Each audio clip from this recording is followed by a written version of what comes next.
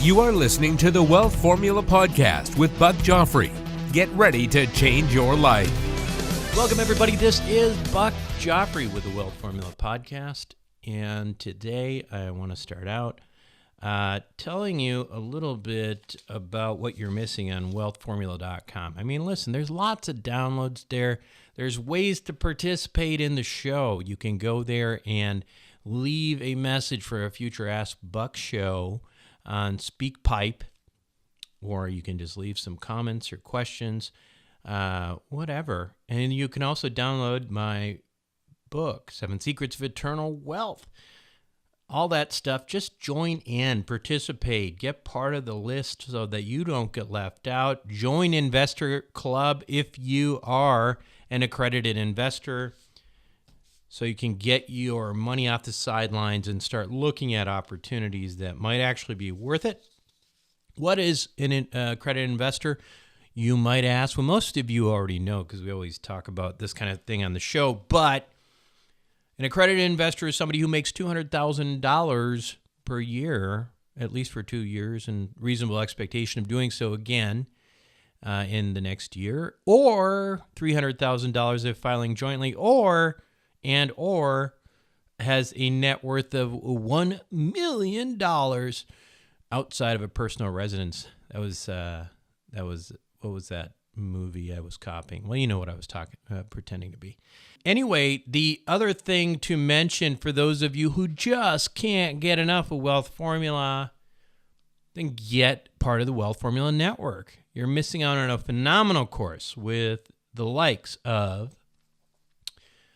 Tom Wheelwright, Kevin Day, Ken McElroy, the real estate guys, Dean Graziosi, Christian Allen, myself, another, who knows, all sorts of good information in that course. And then once you are part of that, and this is basically a subscription model, you get the course, you also get access to a private membership Facebook site, a private forum with new content, and perhaps the most exciting part is the bi-weekly mastermind calls, which are, I think, the highlight. We do this.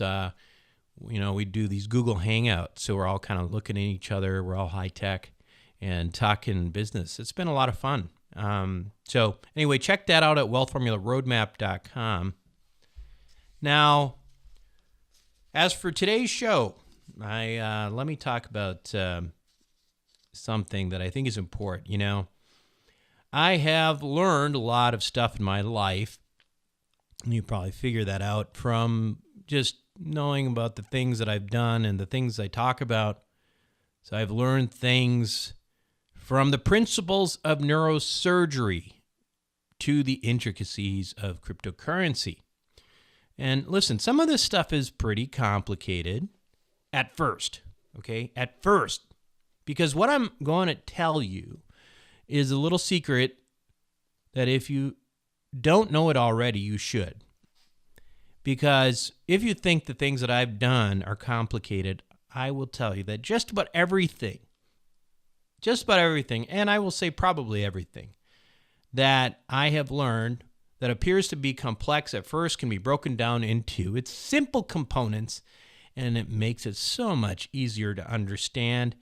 Man, I will tell you, if you cannot explain something, it is really, there's a very good chance you just don't understand it. So explaining things in a very simple way is a big part of understanding it. And to get to that point, you have to break it down into its simple components.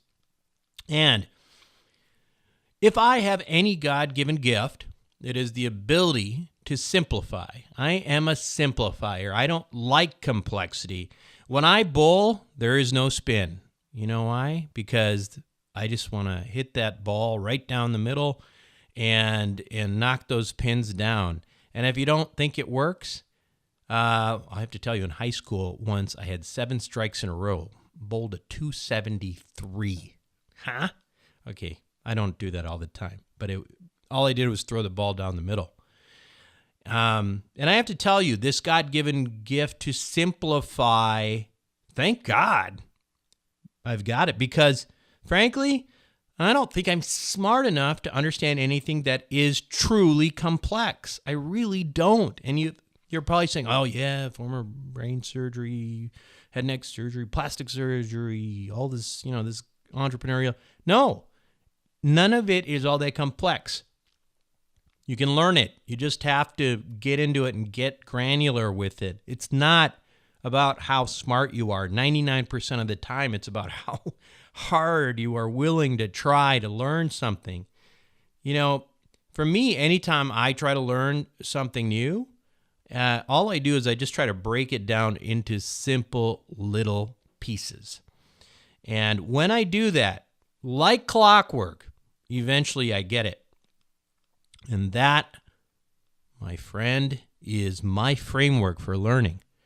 And people want to keep telling me I can't do it that way. There's no way to break things down simply. I've been trying to learn stuff in the note space, the non-performing note space, and man, I can tell you, everybody wants to tell you, it's just too hard to learn. You can't break this down. There's too many, whatever. I don't believe it. I haven't cracked the code. I haven't gotten really good at it yet. That's what I'm trying to learn. But when I do, I promise you that when I learn it well, I'll be able to explain it to you all very well. And that's going to be great because I think it's a great opportunity.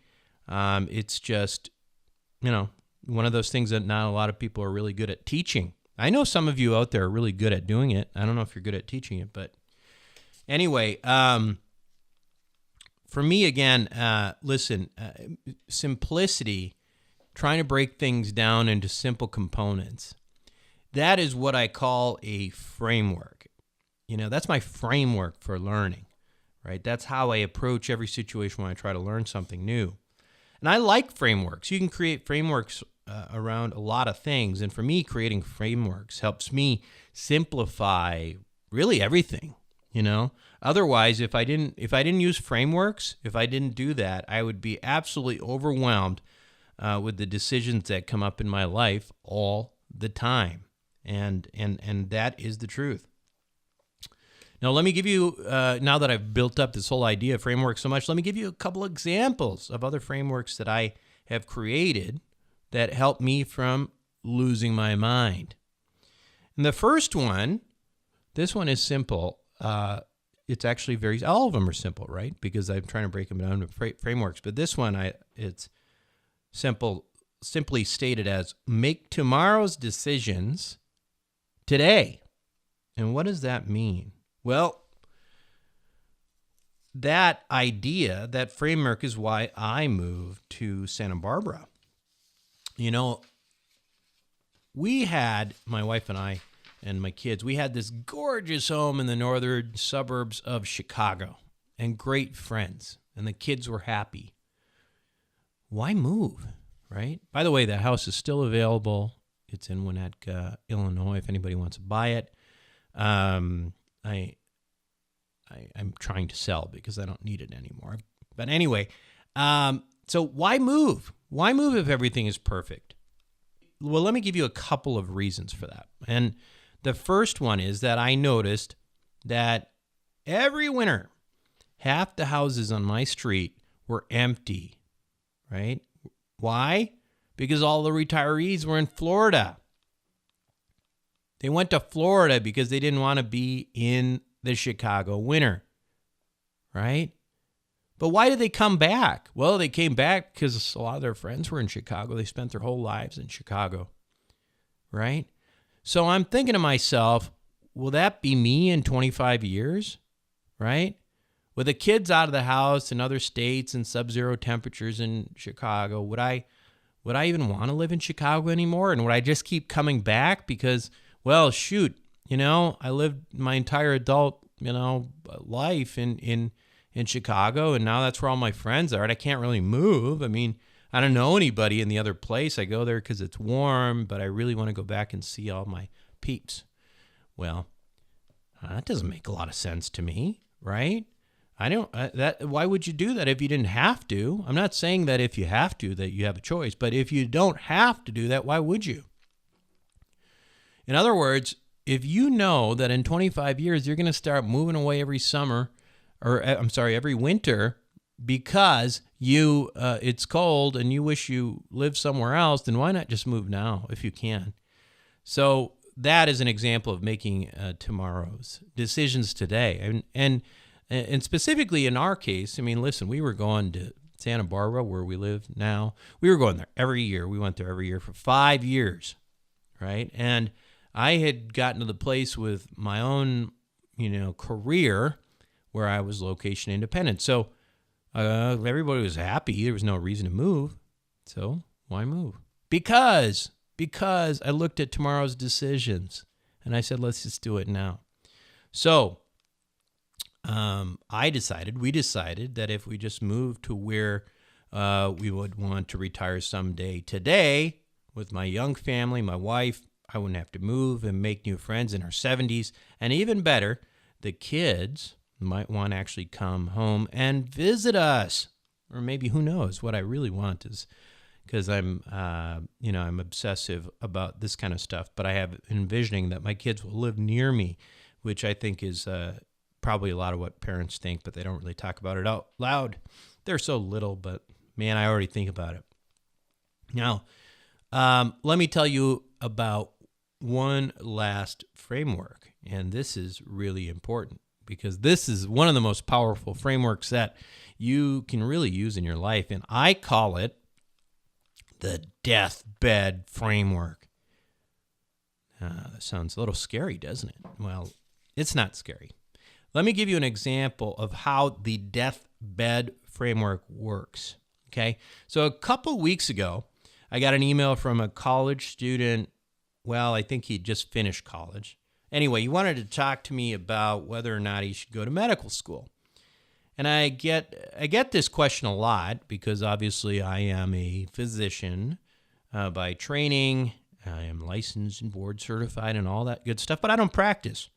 And I only really practiced in earnest for about, probably about 7 years after my training. So, trained until I was 34, 35 years old. So, it certainly wasn't a long career. So people ask me, should I go to medical school? Right?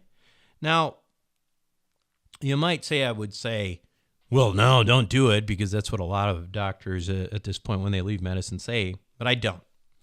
This is what I do. I ask them a question. If you don't go to medical school, if you don't become a doctor, will you regret it on your deathbed?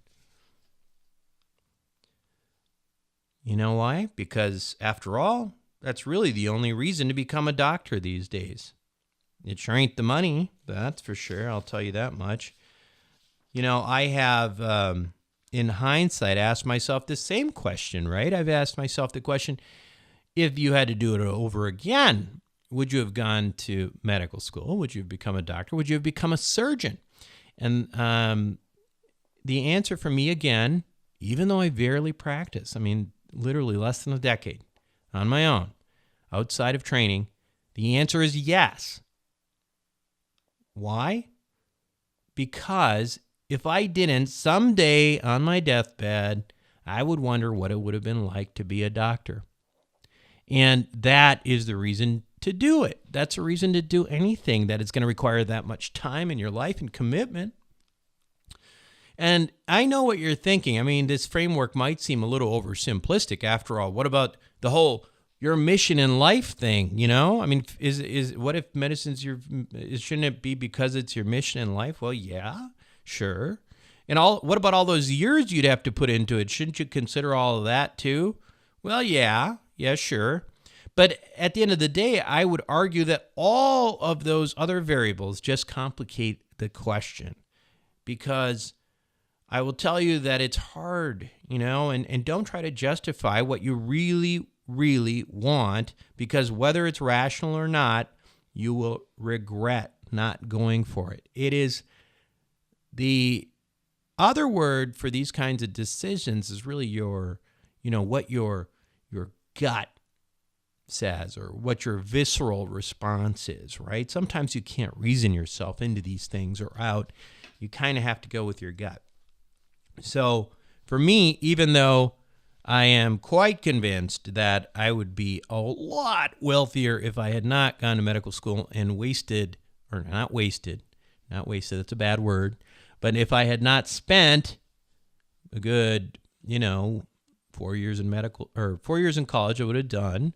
But then I also spent, a couple years doing research, 4 years in medical school, and a grand total of 7 years of postgraduate training. If I had not spent, 11 to, 13, 14 years purely in medicine, I think I would have made a lot more money than I am now. I'm doing fine, but I think I would have been for the kinds of things I like to do now, I think I would have been way ahead.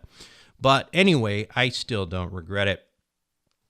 Now, make no mistake, as somber as the deathbed framework actually sounds, it's actually very practical and can be applied in all sorts of circumstances, decisions or the way you view life, etc. For instance, let me give you another example where I use it. I'm not one to spend a lot on myself. I'm a little bit of a simple guy, right? I don't really need fancy stuff. I'm not, as much as I like vintage cars, for example, like vintage Ferraris and Porsches, I cannot get myself to do it. I can't get myself to do it. And I'm kind of a little bit of a cheapo when it comes to myself. But I do really like giving things to other people, and I'm not cheap when it comes to that, because I enjoy the experience of making others happy and gifting them things. Because if it's meaningful to them, it's a memory for me. So what I'm really doing is collecting memories. And when I give things to people, my preference more often than not will always be to provide an experience rather than a thing. So for the last several years, I've given my nephew, who is now in college, I've been giving him NBA tickets because he's a huge basketball fan. I've been giving him tickets for his birthday because he loves basketball, right? Now, if I just gave him some junk, right, some mall junk, or maybe it's a fancy watch or whatever, who knows, he'd enjoy it for a few minutes probably, and then he'd never think about it again. But he will always have his memories of those games to cherish. And that is really what it's all about, right? For me personally, and I don't know about you, but some of the most vivid memories of childhood, especially being so into sports like I was and am, are going to, professional ice hockey games. I remember watching the Minnesota North Stars before they moved to Dallas, where there is no ice. I remember going to watch Vikings football games. Of course, that is, my obsession now. And baseball games with the Minnesota Twins. I remember going to see the Rolling Stones in concert. I remember going to Lollapalooza 1 and 2 and seeing Red Hot Chili Peppers in concert. That was super cool, right? I remember very, very little about the stuff people gave me over the years. And that's not being, that's not me being unappreciative. I appreciate anybody who's given me anything, especially if it's something that I drank and was some kind of a bourbon.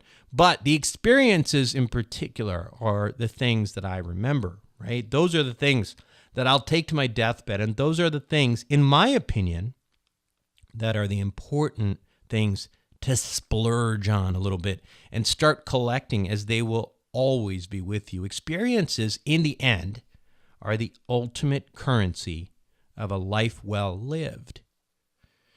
So, with all that being said, my guest on Wealth Formula podcast today has had enough interesting experiences for multiple lives, and his business is to give others even more.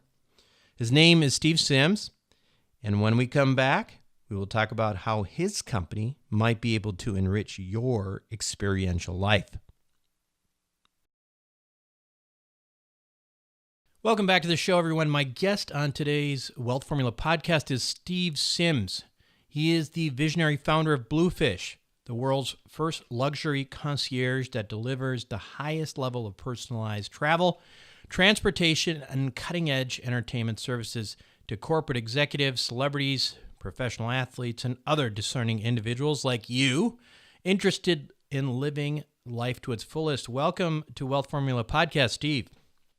Thanks for having me. So, Steve, let's start out with you. This is an interesting kind of area that you're in. Tell us about yourself. Obviously, that's not a Texas accent you've got. Where did you get your start, and how did you end up starting Bluefish? Well, I didn't. Is the easy answer before I go into it. Perfect. But I'm a bricklayer from East London. Trying to find a job, like all entrepreneurs, knew more about where I didn't fit than where I did fit.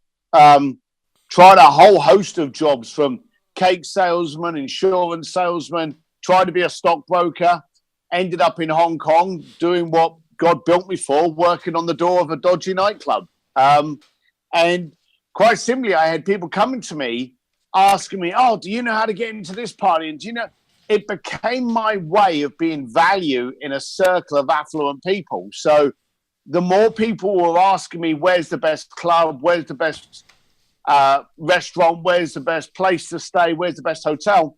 It grew. And I thought, I only want to work with the rich people, so I'm only going to advise the most affluent access. And I started getting people into really cool clubs and parties in Hong Kong. Then I started getting them into, worldwide social events like Kentucky Derby, Stade Polo, Monaco Grand Prix. And it just grew. And all this time, here's the dumb thing, all this time I thought to myself, I'm just building up a network that I can turn around and go, hey, give me a job. Without realizing it, I was actually building up my own business. Right. Well, that's pretty interesting. And that's sort of you found a niche where you were unbeknownst to yourself creating a business. In a way, I kind of did the same things with this podcast. I just started talking, and the next thing you know, I had a business that came of it. So that's sometimes the best kind, because it means you're doing what you're interested in. But, was there a critical point during this path? I mean, obviously, there's a big step from being a guy who knows where the best parties are and where the best place to stay is, to becoming, a business and really a recognized concierge service. When did that happen, and how did you reach that conclusion or that point? Well, it's like all mountains. They start off by being little stones that just get together.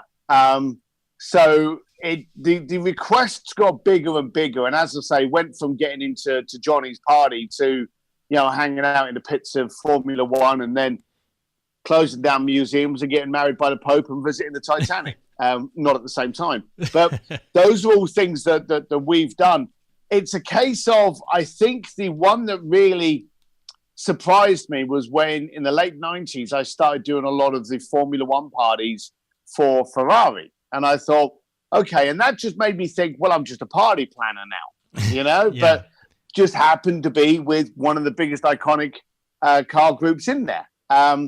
And then when I came to the States in 2000, a friend of mine contacted me, and I must first let you know that I've never Googled an applicant to my company. So it's been really interesting. Once I've taken them on as a client, finding out just how powerful they actually are can be quite surprising. But I don't want that intimidation to start at the beginning of the conversation. By the time I've been working with them for a while, there's no intimidation. But one of my clients actually owned the New York Fashion Week. And He said to me, hey, I want you to look after this little event I've got going on. And I went, oh, what's that? He said, it's the New York Fashion Week.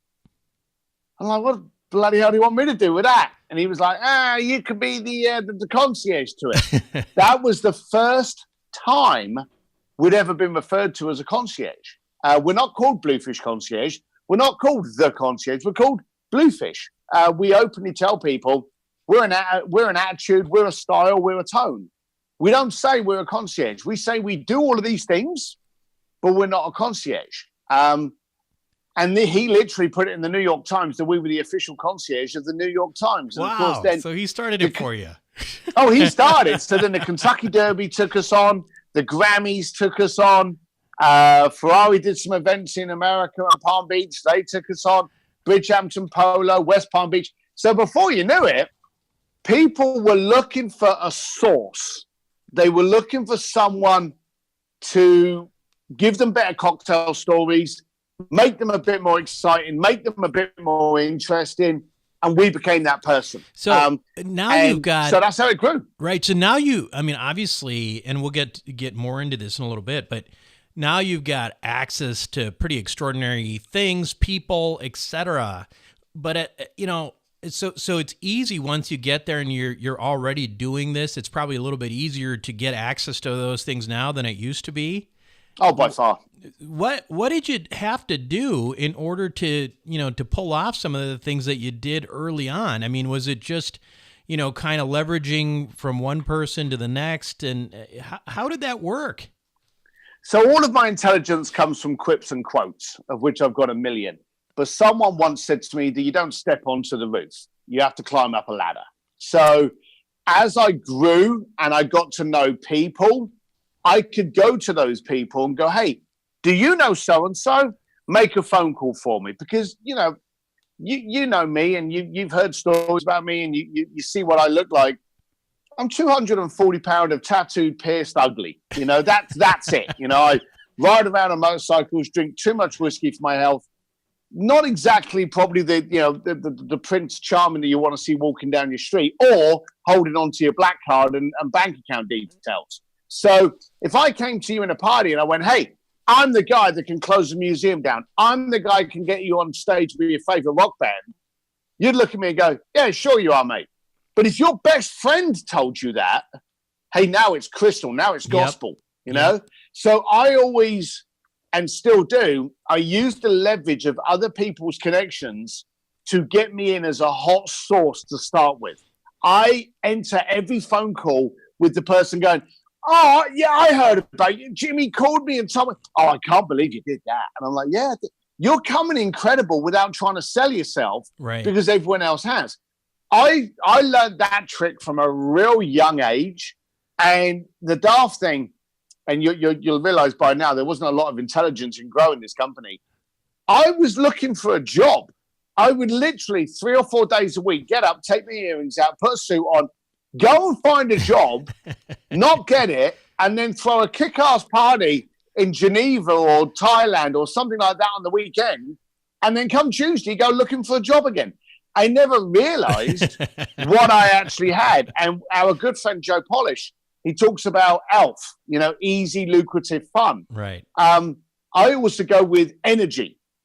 If I can do something that takes zero energy, and 9 times out of 10, if you can do what you're doing easily because you're that good at it, the energy's very low and the friction's very low. So me throwing a party at a Royal Palace in Monaco was very easy for me. Me getting a job to sell cars in a car dealership was proven impossible. But believe it or not, that's what I was trying to do before I realized I actually had something.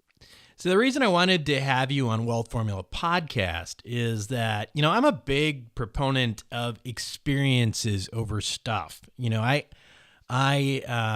my nephew is in college now, but every year I would get him tickets to something when it was his birthday rather than send him some junk. To me, it's something that you could hold on to forever. And does that ethos have anything to do with what Bluefish is about? It's everything. It's only that. What the standing line is that you will not take anything away from anything we provide you, other than memories and cocktail stories. And the thing about your memories is that they get polished with time, as Dan Sullivan says. They get bigger, they get broader. They're more impactful. I give you a $100,000 Audemars Piguet watch, okay? You say thank you, okay? And you remember Steve Sims gave you a $100,000 watch. What you'll remember is that it's a $100,000 watch. You'll remember that price tag. But I fly you to Geneva. I take you into the studios. And they teach you what goes into a watch and how they make it. And you actually have some part of actually constructing one of those watches. And then you leave. You're going to remember that experience far more. It would have cost significantly less. but you'll remember that experience far longer than you'll ever own that watch. Yeah, no question about it. And I think that's the thing that I certainly live by, even in little things. I mean, I'll tell you, I was just yesterday, my wife and I decided, well, we might get a chef like 3 days a week just to cook for us at home. And it seemed at first, a little excessive, right? Well, why can't we just do our own thing? I mean, but we end up eating out all the time. And, at the end of the day, it's like, it's not that much different in terms of price. And if we just stay home, we may not, really have, make much of dinner. The dinner might not be that great of an experience, but now all of a sudden you've got this opportunity to have this, home cooked meal with a chef at your own house. And how much does that cost? Well, it still costs a lot less than a lot of crap you could buy for the same amount. So that's kind of why, that's exactly why your stuff, really appeals to me. Now let's talk. I wrote, just to embellish on that a little bit, I wrote about that in my book about how I got a chef. Now, I'm a whiskey drinking biker from London. I'm 52 years old. I live up in the hills in Los Angeles, but I'm still a whiskey drinking biker from London. So the idea of having maids to clean the house, or having a chef, or having gardeners water my lawn, I still kind of go, oh, God, never thought this would happen. The chef thing was a big thing for me because there's a few things that happen. One, you eat better based on your dietary requirements. Chefs can do it. But this is what kicked me in the ass. I tried it as an experiment, and I loved it, and I urge anyone else to do it. I work with my wife, okay? I hate 11 o'clock in the morning, and I hate 5 o'clock in the afternoon for two reasons.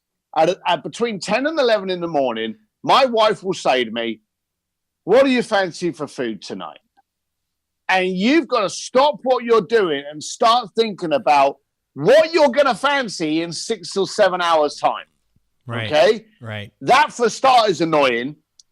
She's then got to make a list. She's then got to go and shop for it or check if we've got it. She goes out. She leaves the house. Come 5 o'clock, she's now making dinner.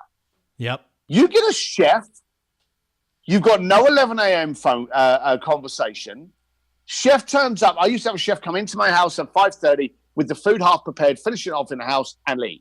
And you've got no conversation. She's not now leaving the house unless she wants to.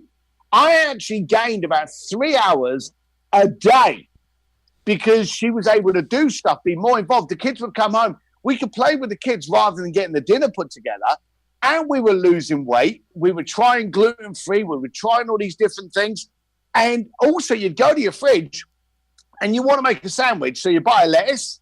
Unless you have a sandwich every day, the bloody lettuce is thrown away in 3 days' time.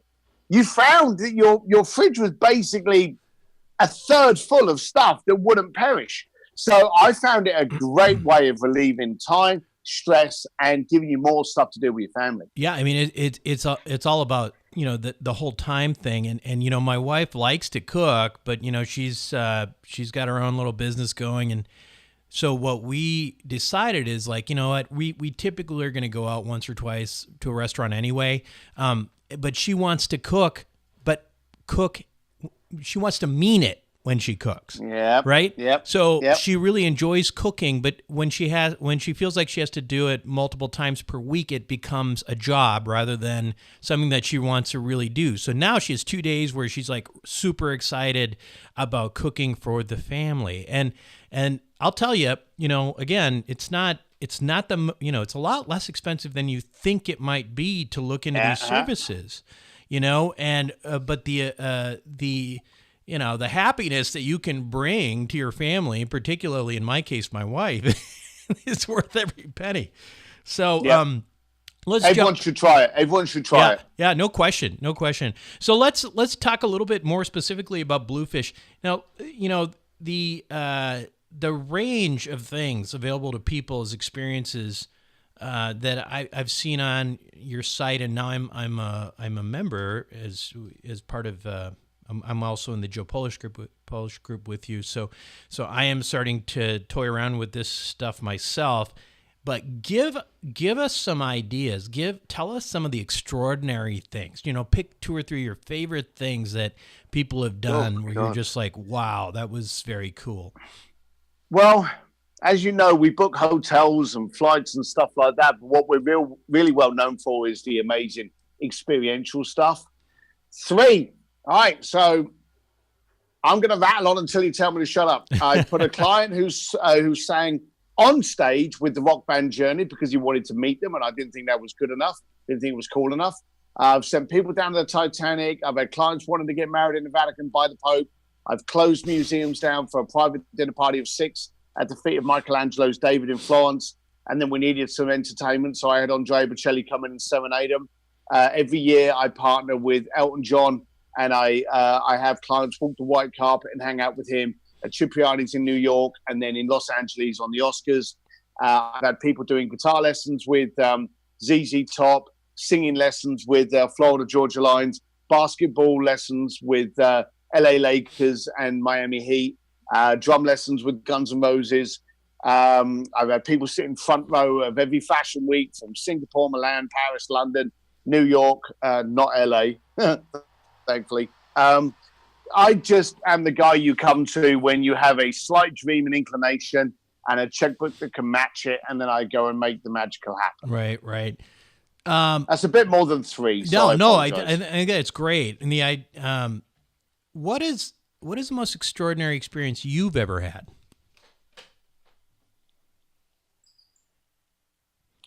So I'm pretty dull. I barbecue. I play around with motorcycles. I live vicariously through my clients. Sure. But one of the greatest experiences I ever had was one of the experiences that I put together for my client that meant the most to me, that actually ended up being the cheapest experience I have ever done. So I'll tell you about that one. I'm a great believer in the power of the experience, not the power of the checkbook. So if you want Andrea Bocelli to come in and serenade you in France, you got to have a big fat checkbook.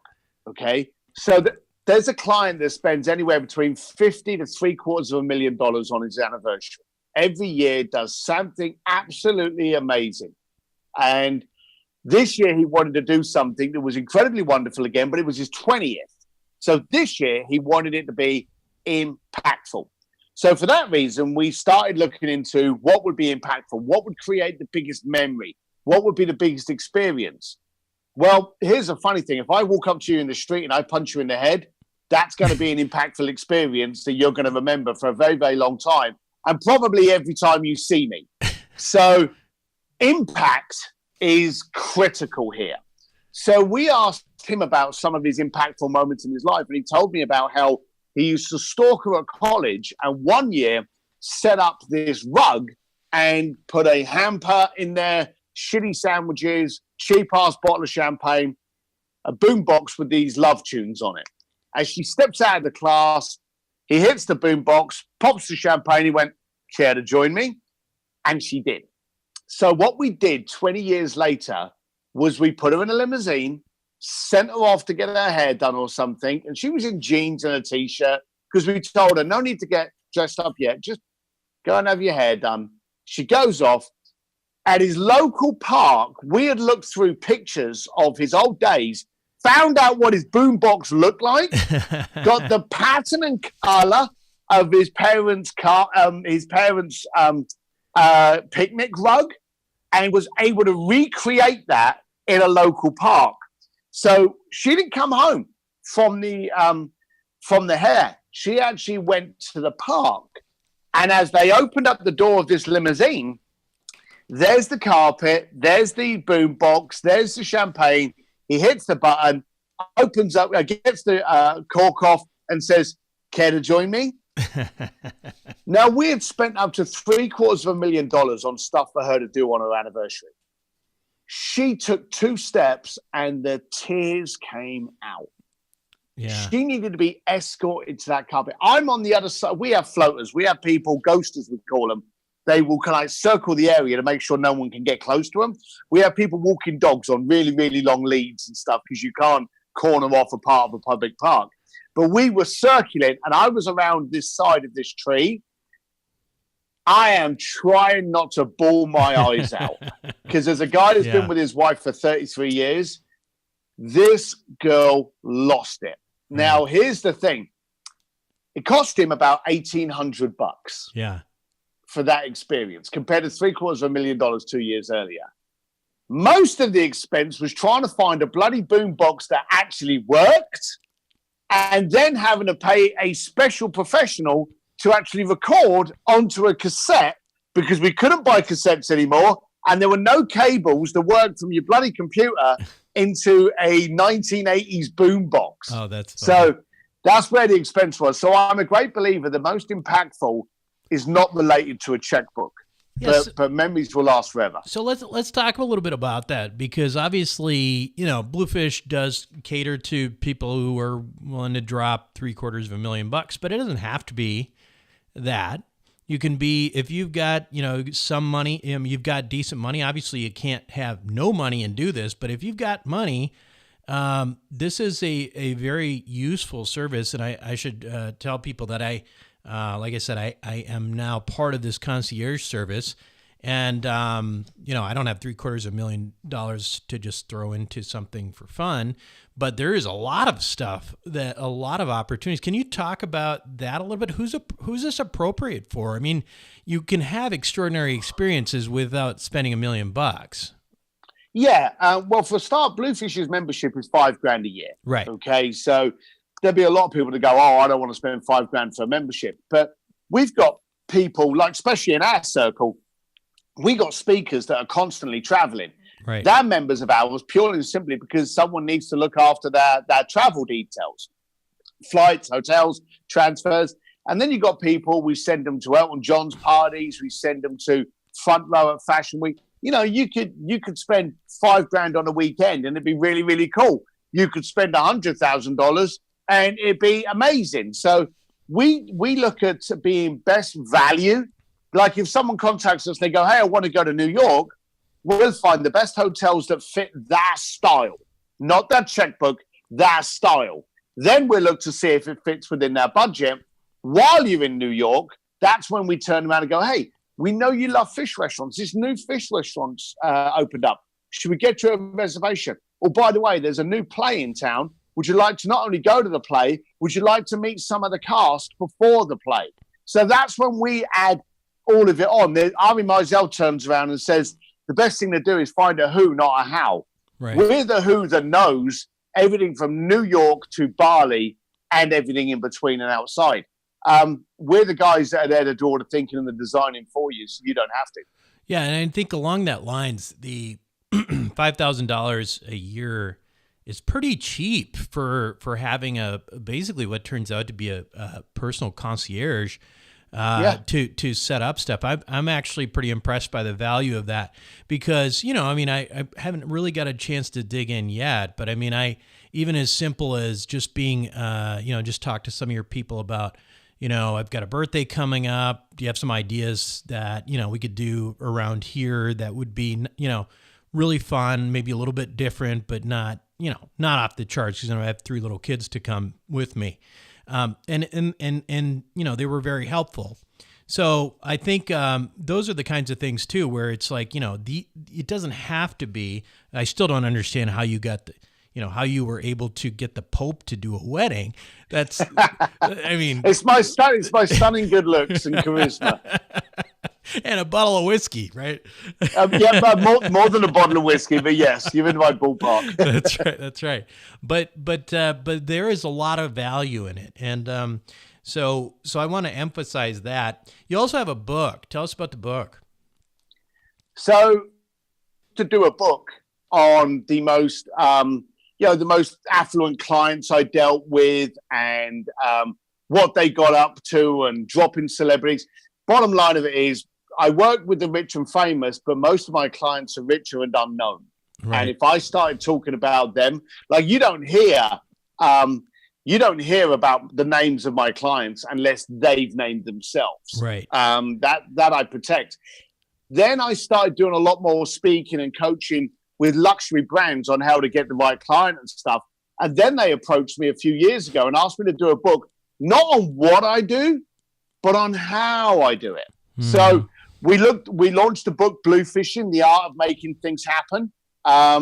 That openly tells you the kind of things I got up to, how I made it happen, how my mindset was, what my marketing ploys were, how I reached out to people. And it got released last October. I thought it would be good because I thought it was the kind of book that people should read, but I didn't think it would be as big as it got. And I didn't think it would suddenly start propelling me into the speeches and the consulting and the coaching that I'm doing. I'm fully booked for speeches up until next March now. Wow. And so it's just gone ridiculous because here's the daft thing. Quite simply, a few years ago, I was a big deal to maybe 2% of the planet, but no one else knew me and everyone else would avoid me. Now I went to Las Vegas last weekend for a speech. I'm in the airport from LA going to Las Vegas, and some people had bought my course and came up and wanted a selfie done with me. So it's kind of a bit eerie to be on that side of the fence now. That's cool. That's cool. Well, the website, is it bluefish.com? So the concierge is thebluefish.com. The Bluefish. My personal consulting and videos and all that kind of stuff is stevedsims.com. Or you can just text Ugly Sims, because that's my little byword, Ugly Sims, SIMS, to 345345, and you'll actually get a downloadable PDF of the cheat sheet of bluefishing. So I encourage everybody to take a look at that. This is the kind of stuff that, if you're making money, rather than buying a bunch of junk, that, these memories are really, really valuable. So hopefully people will take Steve up on that. Steve, thanks so much for being on the show today. It's been a lot of fun. And when if you ever come up to Santa Barbara, let me know. I'm right up here. So we're next door neighbors, LA, Santa Barbara. So, make it happen. Sounds good, man. Thanks again. All the best. Bye. Welcome back to the show, everyone. I hope you enjoyed that. I mean, I think, I know it sounds like everything's going to be really expensive, but I mean, granted, the service itself is not that expensive. I think it's like $5,000 a year, and it's basically like having a personal concierge to everything. I mean, it's a pretty good deal. So I would go check that out. The things that I think are really cool about Bluefish is that they can, and I haven't been a member for long, but the big thing is that they can get you into stuff that seems like it's impossible to get into. For example, I don't know if they'll be able to for sure, but I'm gonna if time permits, I'm gonna try to go to the NFL draft next year because I've been wanting to go to that for years. It was in Chicago for a couple years when I lived in Chicago, and it was like impossible to get tickets. I mean, it didn't matter of what you're willing to pay; you just couldn't get them. Anyway, that kind of thing I think again is invaluable. And while we talk about financial wealth and all these other things, I think remember, what is it all about? It's about the experiences, right? I mean, whether that's experiences, people say time. Well, yeah, time, but wealth is about time, but it's also about time well spent.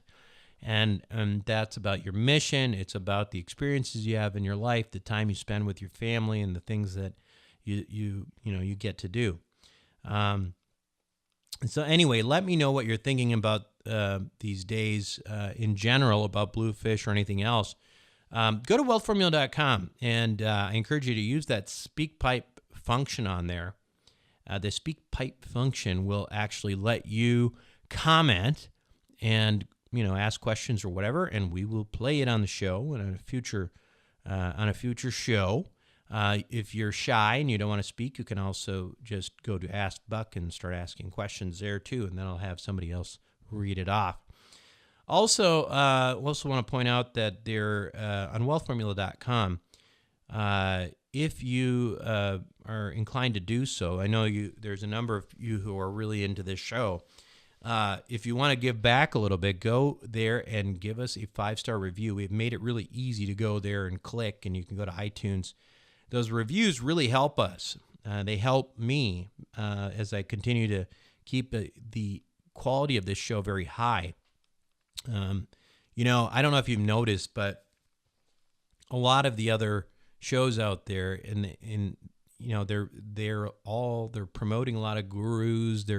It's all become almost a paid advertisement or whatever, and I don't like that. I want to continue to bring you high quality stuff, and in order to do that and to bring better and better people without an agenda, we have to continue to get more subscriptions to the show, and we got to continue getting 5-star reviews. Anyway, I made my point. Hopefully you'll help me with that. This is Buck Joffrey with Wealth Formula Podcast signing off. Thank you for listening to the Wealth Formula Podcast. Visit us on the web at wealthformula.com. The information contained in this podcast are opinions, not fact. As always, consult your own financial team before making any investment. See you next time.